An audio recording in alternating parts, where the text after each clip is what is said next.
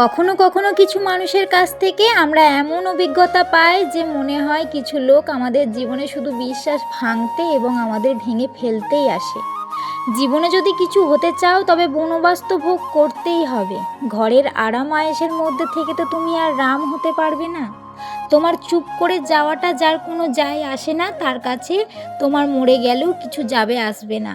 কখনো কখনো মানুষকে সেই সম্পর্কগুলো ক্লান্ত করে দেয়, যা এক সময় তার শান্তির কারণ ছিল। জীবনে এমন একটা সময় আসে যখন কোনো কিছুই আর প্রভাব ফেলে না, কিছুই ভালো লাগে না।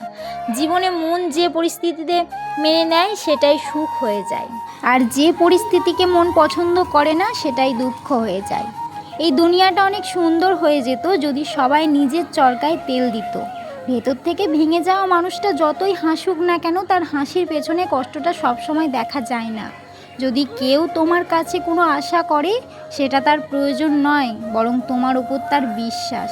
শুভ সকাল আমার প্রিয় বন্ধুরা, সবাই কেমন আছো? আশা করি তোমরা সবাই ভালো আছো। তোমাদের আশীর্বাদ আর ভালোবাসায় আমার দুই বাবুকে নিয়ে আমিও ভীষণ ভালো আছি। আজকে আমি একটু তাড়াতাড়ি ঘুম থেকে উঠে সমস্ত কাজ গুছিয়ে নেওয়ার চেষ্টা করছি। আর সবার আগে আমি রান্না বসিয়ে দিয়েছি, কারণ এখানে রান্না করতে ভীষণ কষ্ট হয়, রোদ হয়ে যায়। আর আজকে সকাল থেকেই প্রচুর পরিমাণ রোদ দিয়েছে, তার জন্য এখনই এখানে অর্ধেকটা রোদ হয়ে গেছে। মানে মোটামুটি আমি রোদের মধ্যেই রান্না করছি। আর তাতান সোনা প্রতিদিন তো বিছনাতেই টয়লেট করে, ওকে যতই বলি ঠিক বদমাইশি করে, মানে ও মাঝে মাঝে বলে আবার মাঝে মাঝে বদমাইশি করে। তাই ভাবলাম আগে আমি ওই বিছনা চাদরগুলো সব কিছু রোদে দিয়ে দিই। সকালেই সমস্ত কাজ গোছাতে চাইলে একটা কাজ নিয়ে বসে থাকলে হবে না। এদিকে ডালটা সেদ্ধ হতে দিয়ে আমি ব্ল্যাঙ্কেটগুলো রোদে দিয়ে দিলাম, তারপর দেখছি ডালটা সেদ্ধও হয়ে গেছে। এত সুন্দর ডাল না অল্প সময়ের মধ্যেই সেদ্ধ হয়ে গেছে। আর আজকে আমি ডালের মধ্যে দুটো আমও দিয়ে দিয়েছি। ভাবলাম একটু টকের ডাল হবে, বেশ ভালো লাগবে। গরমকালে টকের ডাল খেতে ভীষণ ভালো লাগে। আর আমি কেন, আমার বড় বাপিও ভীষণ পছন্দ করে। আর আজকে আমি একটু উচ্ছে আলুর চচ্চড়িও করব, তার সাথে তেতো আর একটু টক, বেশ মজা আসবে। আর আমার বড় বাপি কিন্তু তেতো খেতে একদম পছন্দ করে না, কিন্তু জোর করে ওকে খাওয়াবো।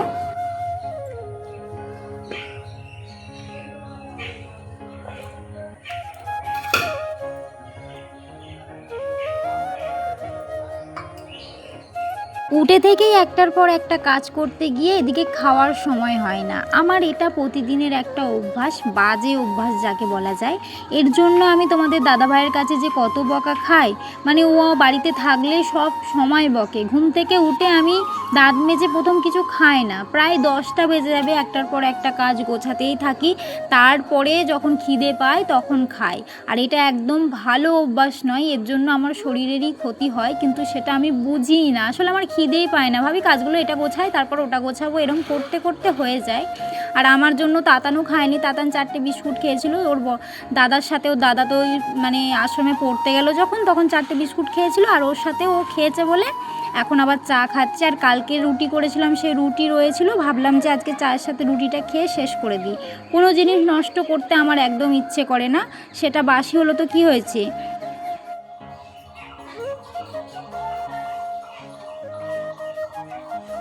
সত্যি কথা বলতে কি, দুটো খাবার জন্যই কিন্তু সব কিছু।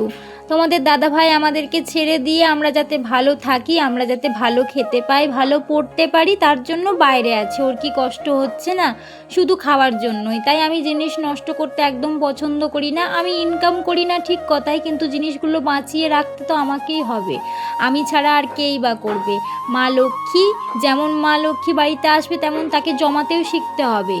দু হাতে যদি মা লক্ষ্মী অপচয় করি তাহলে তো মা লক্ষ্মী বাড়িতে থাকবে না। সেই ভেবেই আমি সব জিনিস না গুছিয়ে রাখার চেষ্টা করি। তবুও বয়সটা কম, অতটাও পারি না, মাঝে মাঝে ঠকে যায়। কিন্তু কি করব, ঠকতে ঠকতেই তো জীবনের শিক্ষাটা হবে। আস্তে আস্তে একদিন ঠিক আমি সব শিখে যাব, সেদিন কিন্তু আমি বাড়ির গিন্নি হয়ে যাব। এখনই অর্ধেক গিন্নি হয়ে গেছি, আমার বরমশাই সেটাই বলে। আজকে যেহেতু সকাল করেই রান্না হয়ে গেছে, তাই অনেক জামা কাপড় ছিল, সেগুলো সব ভিজত দিয়ে দিয়েছি। আর এই পাপোশগুলো আমি পুরনো বাড়িতে ব্যবহার করতাম, সেগুলো নিয়ে এসেছি। কারণ ওই বেসিংটার নিচে না মাঝে মাঝে জল পড়ে, সেই জন্য ভাবলাম বেসিংয়ের নিচে ধুয়ে আর ওখানে দিয়ে দেবো, তাহলে জলটা পড়লে গোটা ঘরে হবে না। বড় বাপির স্কুলের সময় হয়ে যাচ্ছে বলে তাড়াতাড়ি করে সব ভিজিয়ে রেখে দিলাম, একটু পরে এসে কাচবো। আগে বড় বাপিকে স্কুলে দিয়ে আসি।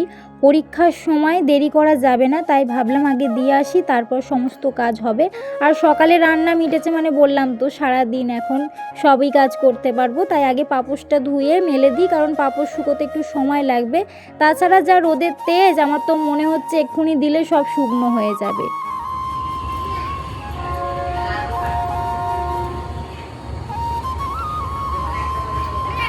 তাতান সোনা বদমাইশি করে জুতো পরছে না, আর আমার বড় বাপি ওকে জুতোটা পরানোর চেষ্টা করছে। স্কুল যাওয়ার সময়ই ও বদমাইশি করে, আসলে ওর দাদাকে স্কুলে একদম যেতে দিতে চায় না, ওর সাথেই সারাদিন দাদা থাকবে এটাই চায়। দুজনে যতই বদমাইশি করুক, কিন্তু দুজন দুজনকে ছাড়া থাকতে পারে না।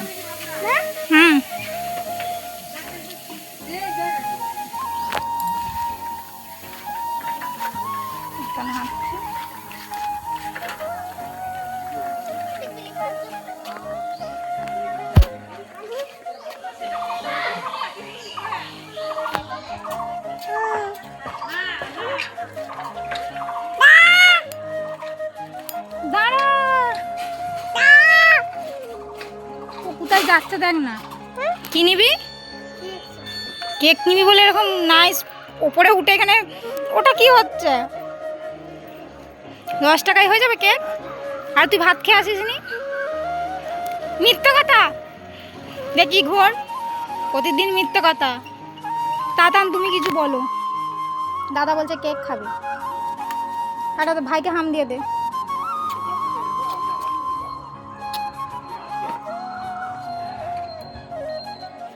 দেখ আমার ব্যাগে 10 টাকা আছে, বার করে নে। হ্যাঁ দেখ 10 টাকা আছে, নিয়ে নে। একটা কেক নিয়ে নিবি তো ওপর থেকে, নিচে দেখি কত। ঠিক আছে, আর বেশি নয়। যা ভালো করে পরীক্ষা দিবি। হ্যাঁ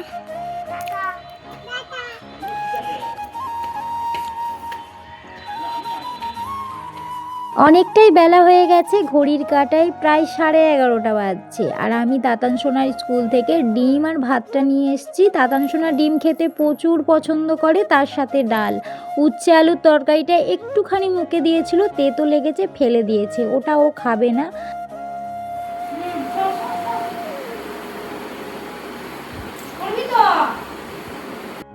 খেয়ে উঠে শান্তি নেই। আমার তাতান সোনা খেয়েছে এক গাল আর ছড়িয়েছে গোটা ঘরে। তার জন্য ভাবলাম যে আগে ঘরটা মুছে নিই, চারিদিকে এঁটো পড়ে আছে, ঘরটা মুছে নিয়ে কলতলাতে যাব, তাহলে ঘরটা এদিকে শুকনো হয়ে যাবে। আর আমার তাতান সোনা দেখেছো আমাকে কোনো কাজ করতে দেয় না, মুছছি আমি একদিকে আর ও একদিকে আবার চলে যাচ্ছে।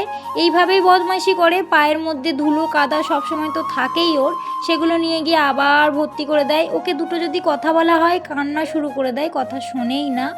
ও কী যে করে ও নিজে তো জানে না, কিন্তু আমাকেও বুঝতে দেয় না ও কী করে।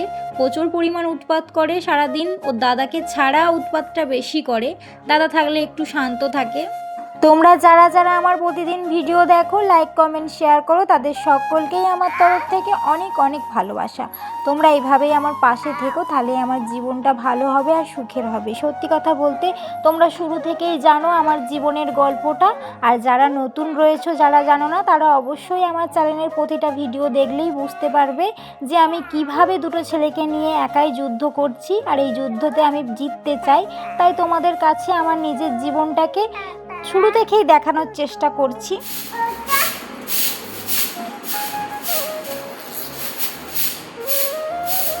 দেখো এখন অনেকটা বেলা হয়ে গেছে, এখানে ছাওয়া হয়ে গেছে, কিন্তু একটু আগে এত রোদ ছিল, রান্না করাই যাচ্ছিল না। সকাল করে রান্না করলে ছাওয়া থাকে, আবার দুপুরবেলায় ছাওয়া হয়ে যায় দেয়ালের এদিকটা। কিন্তু আমি ভাবলাম সকাল করে রান্না করে নিই, দরকার নেই বাবা দেয়ালের দিকে রান্না করলে, কালিঝুলি হলে আবার বকা দেবে। যেহেতু নিজের বাড়ি নয়, ভাড়া বাড়ি, আলাদা একটা ব্যাপার, বুঝতেই পারছো। নিজের বাড়িতে সব কিছু যা ইচ্ছে যাবে সেটাই করতে পারবো। আমার ছেলেরাও করতে পারছে না, ওদের খুব সমস্যা হচ্ছে। ভগবানের কাছে প্রার্থনা করছি সব যেন ঠিক করে দেয়, সব যেন আবার নতুন করে সাজিয়ে গুছিয়ে নিতে পারি। ভগবান কবে মুখ তুলে চাইবে জানি না।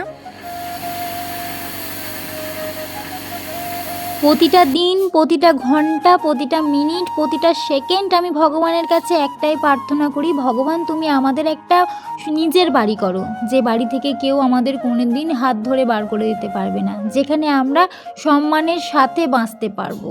আর ভগবান কবে যে মুখ তুলে চাইবে সেটাও জানি না। সত্যি কথা বলতে ভাড়া বাড়িতে আর কতদিন থাকবো? প্রতিটা মাসের শেষে এক গাদা ভাড়া গুনতে হলেই তো কষ্ট হয়। ভাড়াটা যদি না দিতাম তাহলে হয়তো কিছু টাকা জমাতে পারতাম, কিন্তু ভাড়াটাই তো দিতে গিয়েই মার খেয়ে যাচ্ছি, তার জন্য না কিছু করতেও পারছি না।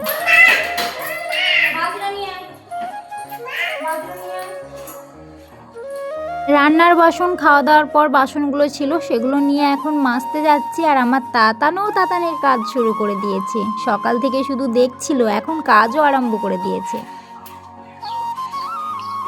সকাল থেকে আজকে অনেক কাচাকুচি, মাজা, ধোয়া, ঘরদোর পরিষ্কার করা, তারপর কম্বলগুলো এখনও রোদে রয়েছে, সেগুলো এখনও তোলা হয়নি। ভালো করে রোদটা খাইয়ে নিয়ে তারপর তুলবো। যেহেতু টয়লেট করেছে, যাদের বাড়িতে বাচ্চা আছে ভালো করেই জানো কী যে অবস্থা হয়। কিন্তু কি করব বলো তো, কথা শোনে না। নিচে না পলিথিন পাতা আছে তবু কথা শুনছে না। মানে আমার তাতান বদমাইশি করে, তার মধ্যে আবার বিছানার মধ্যে খাওয়া দাওয়া করে, জল তোলে, সেটাও ফেলে। কি বলি, কিছু বলার নেই। সেগুলোকে একদিন কাচবো ভেবে রেখেছি, তোমাদের দাদাভাই আসুক, তারপর সেই সব ক্যাঁথা কম্বল যা আছে ভালো করে কেচে ধুয়ে আর তুলে রেখে দেবো। এখন যেভাবে চলছে চলুক, এখন আমি একা একা একদম পারবো না। আর কলতলাটা কি সুন্দর ছাওয়া হয়ে গেছে, এখানে গাছপালা রয়েছে বলে ছাওয়া হয়ে গেছে, নাহলে কিন্তু ছাওয়াটা হয় না, প্রচণ্ড রোদ থাকে। আর আমার তাতানবাবু দুটো গাড়ি নিয়ে এসেছে, গাড়িগুলোকে ধুয়ে স্নান করাচ্ছে, আবার ধুলো মাখাচ্ছে, মানে প্রচুর জল ঘাঁটে। যখন থেকে গরম পড়েছে তখন থেকে শুরু করেছে জল ঘাঁটা। আর সর্দি ওর কিছুতেই ভালো হচ্ছে না, দিনে রাতে যতবার পাচ্ছে জল নিয়ে চান করছে। তাহলে সর্দি কখনো ভালো হয়? কিভাবে ভালো হবে বলো? তাতান কারো কথাই শোনে না, একটু বকলে খুব কান্নাকাটি করে, ওকে কে বোঝাবে জানি না। তোমাদের সাথে কথা বলতে বলতে বাসন দেওয়া হয়ে গেছে। এখন আবার দুটো জামা কাপড় ভিজিয়েছিলাম, আমার বড় বাপি যেগুলো পরে আশ্রমে যায় সেগুলো নোংরা হয়ে গেছে। একটাই ড্রেস দিয়েছে, তার জন্য ওটা বারবার নোংরা হয়ে যায়, আমি প্রতিদিনই কেচে দিই। আর আমি ওটা এখন কেচে মেলে দিই, কারণ এসে না আবার ও খেতে যাবে তখন ড্রেসটা পরে যাবে। ওদের ড্রেস পরে যেতে হয়, এটাই নিয়ম। আশ্রমের কিছু কিছু নিয়ম আছে, সেগুলো পালন করতে তো হবে আশ্রমে থাকলে। আর ওই ড্রেসটা পরেই যেতে হয় সবসময় আশ্রমে যেতে গেলে।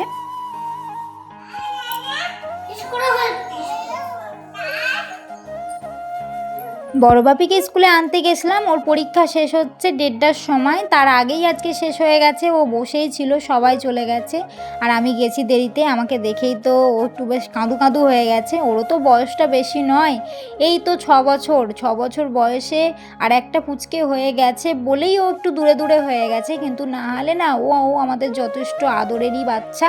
দুজনেই কিন্তু আমার কাছে সমান, আমি দুজনকেই ভীষণ ভালোবাসি। আসলে আমি বাচ্চা মানুষকেই ভালোবাসি। তারপর হচ্ছে আমি একটু মেয়ে চেয়েছিলাম, কিন্তু তার জায়গায় আমার ছেলে হয়েছে, কিন্তু আমি তাতেও যে অসন্তুষ্ট সেটা নয়। আমার কাছে দুজনেই সমান, বাচ্চাই সমান। আমি দুজনকে ভীষণ পছন্দ করি, ভালোবাসি, শাসন করি এই জন্যই যে কেউ কোনোদিন আঙুল তুলে এটা না বলতে পারে যে অঙ্কের ছেলেটা খারাপ বা বাজে, তার জন্যই শাসন করা। আর আমি সবসময় ভালো শিক্ষাটাই দেবো, কারণ আমি খারাপ শিক্ষা দিয়ে কি করব। কারো ক্ষতি করার কথা যদি আমি বলি আমার ছেলেপুলেকে, তাহলে আমার ছেলেরা হয়তো কারোর ক্ষতি করবে না, আমারই ক্ষতি করবে। আমি অনেককে দেখেছি বাচ্চাদেরকে অনেক ভুলভাল শিক্ষা দেয়, বাচ্চাদেরকে বোঝায়, ঝগড়া করতে বলে, কিন্তু আমি আমার বাবুকে একদম ওইসব কথা বলি না। কখনো দেখি মাঝে মাঝে যে আমার বাবু কারোর সাথে ঝগড়া করেছে, আমি ঘুরিয়ে বাবুকেই বকি, কিন্তু ওকেও বকি আলাদা করে। তখন ও তো সেটা দেখে না, আমাকে বলে মা তুমি শুধু আমারই দোষ দেখো, ওর দোষ দেখো। তান বাপির মুখটা বেঁধে আমি একবারে বন্ধ করে দিয়েছি স্যালোটেপ দিয়ে। সব সময় বদমাইশি করে, মা মা করে, ও যেন কথা না বলতে পারে। খুলবো না তো, কথা বল দেখি। বলতেই পারবে না। এখন খেলা করছে, আজকে দুপুরবেলায় ঘুমিয়েছে বদমাইশ। এই এই এই এই এই আবার এটা দেবো, এটা দেবো আবার। আবারও বলছে এটা দিতে, এটা দিই, এটা দিই, এটা দিই, যাতে কোনো কথা না বেরোয়, সাউন্ড না বেরোয়। সবসময় এই মুখটা দিয়ে বদমাইশি কথা বলে। গাড়ি খেলছে, আমার গাড়িটা চালাও তো দেখি, তোমার গাড়িটা চালাও, একটু চালাও। গাড়িটাকেও ভেঙেছে, ওইটা স্যালোটেপ দিয়ে আঁটতে গিয়ে বলছে এটা আমার মুখে দিয়ে দাও। এই যা, আজকে ওকে একদম দুপুরবেলায় ঘুম পাড়িয়েছি, এইমাত্র তুললাম। এবার খেলা কর, দিয়ে দিয়েছো, ঠিক আছে। গাড়ি চালাও, গাড়ি চালাও।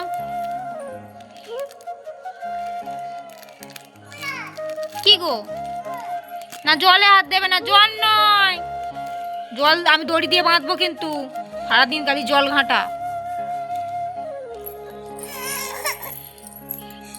তাহলে আমি ওকে কিছু বকেছি? শুধু এই কথাটা বলেছি, দেখেছো? ওই রকমই সব সময় ছ্যাঁচকা দুনে। আটকে নাও, আটকে নাও, আটকে নাও। গাড়িটাকে ভেঙেছে, নিজের গাড়িগুলো বাদ দিয়ে ওই দাদার গাড়ি নিয়ে এসছে, দিয়ে ভেঙেছে লোকের গাড়িকে। লোক মারবে তো, আর ঠিক স্যালোটেপ দিয়ে আমাকে জোড়া করালো। ওকে মারাই দরকার, বাজে ছেলে। বাজে ছেলে, ওগুলো কিছু বলা হয় না।